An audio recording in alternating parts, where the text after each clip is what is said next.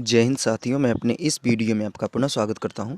दोस्तों, हम लोग बात कर रहे थे कक्षा 10 गणित समांतर श्रेणी प्रश्नावली 5.2। तो हमने 5.2 में जो प्रश्न नंबर 10 तक थे वहां पे हमने बात कर रखी है, वो यूट्यूब में ऑलरेडी अपलोड है। अब हम लोग प्रश्नावली 5.2 का जो 11वां प्रश्न है यहाँ से स्टार्ट करेंगे और इस वीडियो के माध्यम से हम लोग आज इस वाली एक्सरसाइज से 5 प्रश्नों को सॉल्व करेंगे। तो चलिए आइए शुरू करते हैं। इसमें कह रहा है कि समांतर श्रेणी, एक श्रेणी दी गई है 3, 15, 27, 39 डॉट डॉट, कह रहा है कौन सा पद उसके 54वें पद से 132 अधिक होगा। तो जब इस तरह के प्रश्न करेंगे कौन सा पद ये इतना होगा, कौन सा पद वो इतना होगा, तो इस तरह के प्रश्नों को आप कहेंगे कि इसमें आप पहले नंबर तो जो दिया श्रेणी, इसमें a बराबर आप 3 मानेंगे और d की बात करें तो दूसरे में से पहले को घटाएंगे यानी t2 माइनस t1 करेंगे तो ये हो जाएगा 15 माइनस 3 यानी आएगा सीधा सीधा 12। तो d का मान हम कह सकते हैं कि कितना आ गया 12। तो इसमें हम मान लेंगे, माना जो nवां पद है, nवां पद ही क्या है 54वें पद से 132 अधिक है। ठीक है, इस तरह के प्रश्नों में ऐसे मानेंगे। तो देखिए nवां पद का मतलब हो जाएगा tn और ये 54वें पद से 132 अधिक है, तो यानी 54वां पद का मतलब हो जाएगा t54। तो देखिए ये जो nवां पद है, ये माना गया कि nवां पद जो है 54वें पद से ये 132 अधिक है। तो हम चाहते हैं कि दोनों लोग बराबर हो जाएं। तो बराबर तब होंगे जब 132 से ज़्यादा है, तो इसमें भी क्या करना पड़ेगा, 132 हमें ऐड करना पड़ेगा। जब इसमें हम 132 ऐड कर देंगे तो इससे ये पता चल जाए, मतलब ये दोनों आपस में क्या हो जाएंगे, बराबर। भाई देखिए nवां पद जो है 132 ज़्यादा है और ये 54वें पद से, तो हम दोनों को बराबर करना चाहते हैं। इसका मतलब 54वें पद में हमें क्या करना पड़ेगा, 132 ऐड करना पड़ेगा। तो यहाँ पे अगर हम बात करें nवां पद को ऐसे लिखेंगे a plus n minus 1 into D बराबर 132 प्लस 54वें पद को लिख सकते हैं a प्लस 53d। ठीक है, अब यहाँ पे हम सारी वैल्यूज़ को रखते हैं, तो यहाँ फटाफट आइए रखते हैं। तो a की जगह आप रखेंगे 3 प्लस n माइनस 1, डी की जगह रखेंगे 12 बराबर 132 प्लस a की जगह 3 प्लस 53 गुणे 12। ठीक है, तो यहाँ से आपका हो जाएगा, इसको गुणा वगैरह करते हैं तो फाइनली अगर हम 12 का गुणा 53 में करें, फिर उसके बाद 3 और 32 को ऐड कर दें इसमें, तो इधर पहले लिख लेते हैं, इधर 3 प्लस n माइनस 1 इंटू 12 बराबर, इसको फाइनली पूरा ऐड वगैरह कर देंगे ना, तो ये आ जाएगा 771। ठीक है, टोटल पूरा हल करने पे 771 आएगा। अब इसको उठा के हम इधर भेजेंगे तो ये हो जाएगा n माइनस 12 गुणे में बराबर 771 माइनस 3, तो 771 में 3 घटा देंगे तो हो जाएगा 768। तो यहाँ से हो जाएगा n माइनस 1 इंटू 12 बराबर हो जाएगा 768। ठीक है, अब इसको इधर भेजेंगे तो हो जाएगा n माइनस 1 बराबर 768 भागे 12। तो अब इसे हम 12 से काटेंगे तो यहाँ जाएगा बर छंग 72, 6 बार जाएगा और 4 बचा इधर, तो हो जाएगा 48, बर चौक 48 यानी 64 हो जाएगा। ठीक है, तो यहाँ से हो जाएगा n माइनस 1 बराबर 64, तो इसको इधर भेजेंगे तो n बराबर हो जाएगा 64 प्लस 1 यानी आपका n बराबर आ जाएगा 65। तो इसका मतलब ये है कि जो 65वां पद है, n का मतलब 65वां पद, मतलब 65 पद, तो 65वां पद जो है वही 54वें पद से 132 अधिक होगा। अगर इस बात की जांच करना चाहते हैं तो आप 65वां पद ऐसे लिख सकते हैं a प्लस 64d। तो आप a का मान रखिए 3 प्लस 64 गुणे d का मान रखिए 12। तो आप इस पूरे को क्या करेंगे, हल करेंगे। हल करेंगे तो जो भी आएगा उसमें से आप क्या करेंगे, जो 54वां पद है उसको दोनों की तुलना करेंगे, तो आप देखेंगे कि जो ये 65वां पद है ना, ये आप देखेंगे 54वें पद से 132 आपको अधिक दिखेगा। अब आइए हम लोग 12वें प्रश्न की ओर चलते हैं। इसमें कहा जा रहा है कि दो समांतर श्रेणियों का सार्वंतर समान है, यदि इनके 100वें पदों का अंतर 100 है तो इनके 1000वें पदों का अंतर क्या होगा। देखिए ऐसे प्रश्न का अगर मान लीजिए बहुविकल्पी में पूछ लिया तो बच्चे क्या करेंगे कि यहाँ पे देखेंगे कि 100वें पदों का अंतर 100 है तो 1000वें पद का अंतर 1000 हो जाएगा। ऑप्शन में 1000 भी दिया रहेगा, तो बच्चे क्या करेंगे, उसी पे टिक कर देंगे, जो कि 100% गलत हो जाएगा। आइए देखते हैं कि 1000वें पद का अंतर क्या आता है। तो यहाँ पे सिर्फ ये कहा जा रहा है कि सार्वांतर समान है, यानी जो प्रथम पद है वो समान नहीं कह रहा, सार्वांतर समान कह रहा है। तो कह रहा है कि दो समांतर श्रेणियों के सार्वांतर समान है यदि उनके 100वें पदों का अंतर। तो 100वां पद अगर लिखना चाहें तो 100वें पद को लिख सकते हैं a + 99d। तो यहाँ पे दो श्रेणियाँ हैं, तो उनमें एक प्रथम पद हम a1 मानेंगे, दूसरे का a2 मानेंगे। तो यहाँ पे लिख लेंगे, माना पहली श्रेणी का प्रथम पद a1 तथा दूसरी श्रेणी का द्वितीय पद a2 है। ठीक है, तो यहाँ से लिख सकते हैं इनके 100वें पदों का अंतर। तो ये हो जाएगा a + 99d minus a2 + 99d, यानी 100वें पदों का अंतर जो है वो कितना दिया है, 100 दिया है। तो इस माइनस के अंदर मल्टीप्लाई करेंगे तो जाएगा a1 + 99d माइनस a2, फिर यहाँ हो जाएगा माइनस 99d बराबर 100। तो यहाँ 99d से 99d कैंसिल हो जाएगा, तो बचेगा a1 माइनस a2 बराबर 100। तो सवाल मतलब कहना चाहता है कि इनके 1000वें पद का अंतर बताइए। तो 1000वें पद के अंतर की बात करेंगे तो जाएगा a1 + 999d फिर माइनस a2 + 999d। अब इनका अंतर हमें क्या करना है, बताने के लिए कहा जा रहा है।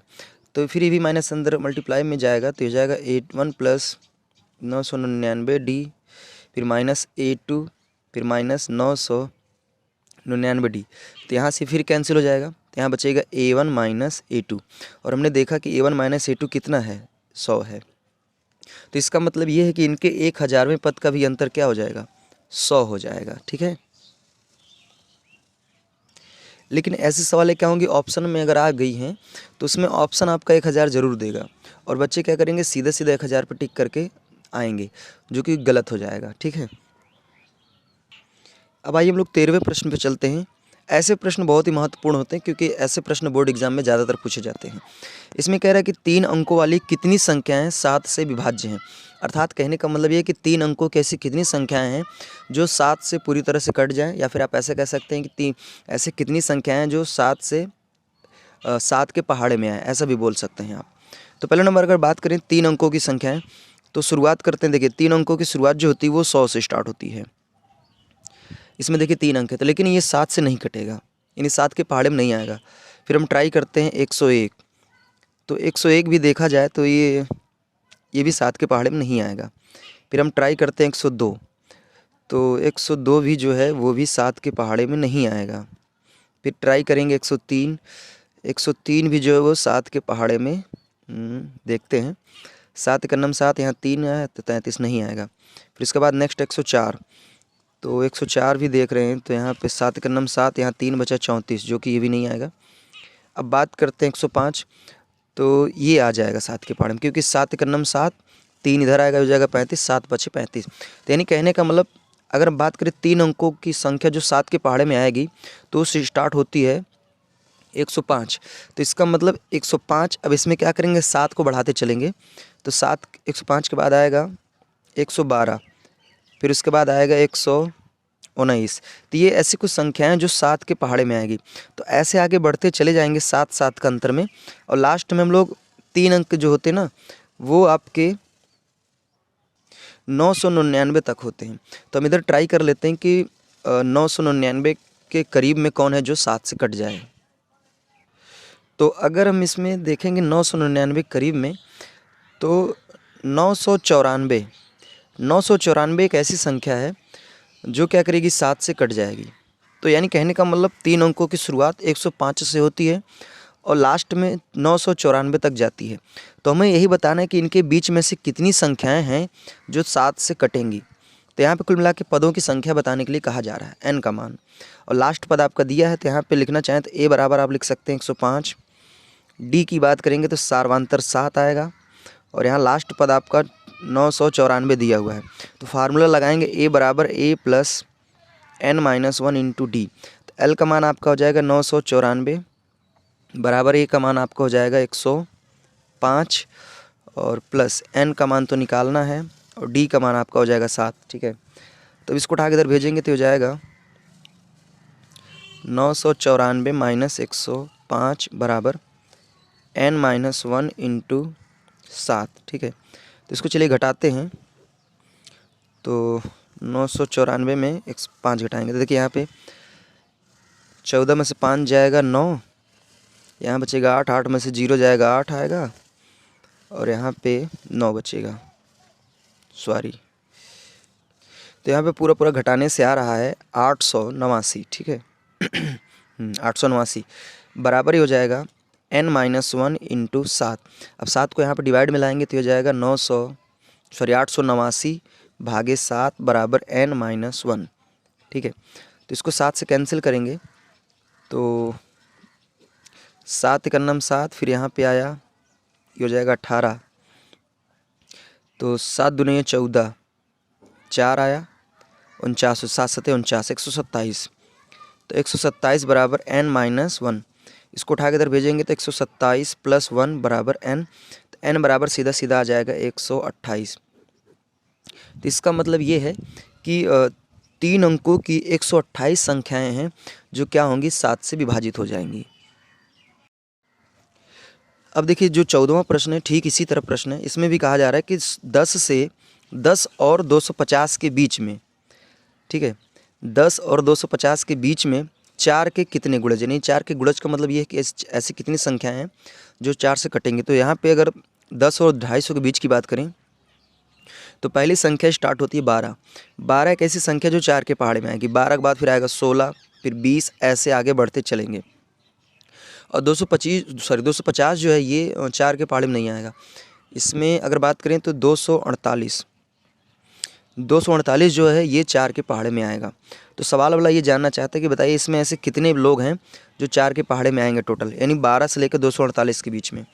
तो यहाँ पे भी एकदम सेम ऐसे ही लगेगा। तो यहाँ a बराबर आपका हो जाएगा 12, d की बात करेंगे तो यहाँ हो जाएगा 4 और l की बात करेंगे तो हो जाएगा 248। ठीक है, तो अब ये फार्मूले पर रखेंगे l बराबर a plus n-1 into D. तो यहाँ से हो जाएगा l का मान 248 बराबर a का मान 12 प्लस n-1, d का मान 4। ठीक है, तो 12 को उठा के इधर भेजेंगे तो हो जाएगा 248 माइनस 12 बराबर n-1 इंटू 4। तो इसको इसमें घटाएंगे तो ये हो जाएगा आपका फाइनली 236 बराबर n-1 इंटू 4। ठीक है, तो इसको कैंसिल कर देंगे तो हो जाएगा 4 से कैंसिल करेंगे तो 4 पंजे 20, 3 बचेगा 4 9 36। तो ये हो जाएगा 59 बराबर n-1। 1 को इधर उठा के भेजेंगे तो हो जाएगा 59 प्लस 1 बराबर n। तो n बराबर सीधा सीधा आपका आ जाएगा 60। तो इसका मतलब ये है कि 12 से लेकर 248 के बीच में 60 ऐसी संख्याएं हैं जो 4 के पहाड़े में आएंगी, या कह सकते हैं 4 से वो पूर्णतया कट जाएंगी। आगे बढ़ते हैं और 15वें प्रश्न में चलते हैं। इसमें कहा जा रहा है कि n के किस मान के लिए दोनों समांतर श्रेणियां के nवें पद आपस में बराबर होंगे। तो n की दरअसल बात यहाँ करना है, n की वैल्यू को कैलकुलेट करना है। तो यहाँ पे 2 श्रेणियाँ हैं तो और कह रहा है कि आपस में बराबर होंगे। तो यहाँ पे अगर हम बात करें पहली श्रेणी का प्रथम पद जो होगा वो हो जाएगा 63, और अगर इसके सार्वांतर की बात करें d1 तो ये हो जाएगा आपका 2। ठीक है, उसी तरह दूसरे श्रेणी की बात करें तो दूसरे श्रेणी का जो प्रथम पद हो जाएगा वो a2 बराबर 3, और इसके सार्वांतर की बात करें d2 तो इनके बीच का अंतर जो आएगा वो 7 का आएगा। ठीक है, तो कह रहा है कि n के किस मान के लिए दोनों आपस में बराबर होंगे। तो दरअसल n की वैल्यू को कैलकुलेट करना और दोनों n वैल्यू मतलब सेम होंगे। तो यहाँ से हम लिख सकते हैं a1 plus n-1 into d1 बराबर a2 plus n-1 into d2। अब सारी वैल्यूज़ को रखते हैं तो यहाँ a1 की जगह हो जाएगा 63 प्लस n-1, d1 की जगह आप रखेंगे 2 बराबर 3 प्लस n-1, d2 की जगह 7 रखेंगे। ठीक है, तो चलिए इसको उठा के हम इधर लेके आएंगे तो हो जाएगा 63 माइनस 3 प्लस n-1 इंटू 2 बराबर एक काम करते हैं, इसका भी मल्टीप्लाई कर लेते हैं, ठीक है। तो हो जाएगा 63 माइनस 3 और 2 का अंदर मल्टीप्लाई कर लेंगे तो जाएगा प्लस में 2n माइनस 2 बराबर, इसका इधर अंदर मल्टीप्लाई कर लेंगे तो जाएगा 7n माइनस 7। तो यहाँ से अब देखिए 63 में 3 घटाएंगे तो आएगा 60, 60 में 2 घटा देंगे तो ये हो जाएगा 58, और ये माइनस 7 उठ के इधर आएगा तो हो जाएगा प्लस का 7, और ये 2n इधर आएगा तो हो जाएगा 7n माइनस 2n। तो इनको ऐड करेंगे तो हो जाएगा 65, तो हो जाएगा 65 बराबर 5n। तो 5 तिरहम में 65, 5 तिरहम में 65, तो ये हो जाएगा n का मान 13, ठीक है। तो आइए समझते हैं इसको, इस प्रश्न का मतलब क्या है। दरअसल इसमें देखिए यहाँ पे जो श्रेणी है ये 63, 65 और 67, इसमें 2-2 का अंतर चल रहा है, लेकिन जो अगली वाली श्रेणी है वो इसमें 7-7 का अंतर चल रहा है। तो इसका मतलब ये धीरे धीरे बढ़ेगी और ये बहुत फास्टली जाएगी। तो सवाल वाला ये जानना चाहता है कि बताइए ऐसा कौन सा नंबर दोनों का आएगा कि दोनों उस नंबर पे आपस में बराबर हो जाएंगे। तो अगर इसको भी ऐसे बढ़ाते चलेंगे और इसको भी बढ़ाते चलेंगे तो 13वां पद यानी 13वें नंबर पे ऐसी स्थिति आएगी कि दोनों आपस में क्या हो जाएंगे, बराबर हो जाएंगे। अगर ना विश्वास हो तो इसका आप प्रैक्टिकल भी कर सकते हैं। प्रैक्टिकल में आप ये करेंगे कि आप इसमें 2-2 का बढ़ाते चलिए और इसमें 7-7 को बढ़ाते चलिए, और आप देखेंगे 13 बार इसको इसमें बढ़ाएंगे, 13 बार इसमें बढ़ाएंगे, तो 13-13 आप देखेंगे कि दोनों के जो पद हैं वो आपस में क्या हो जाएंगे, बराबर हो जाएंगे। तो उम्मीद करूँगा ये भी प्रश्न आपको इजीली तरीके से समझ में आ गया होगा। अब इस एक्सरसाइज के जो और भी प्रश्न हैं उनको हम लोग अगले वीडियो में समझेंगे। अब हमें दीजिए इजाज़त, इसी तरह मिलेंगे अगली वीडियो में। तब तक के लिए जय हिंद, वंदे मातरम।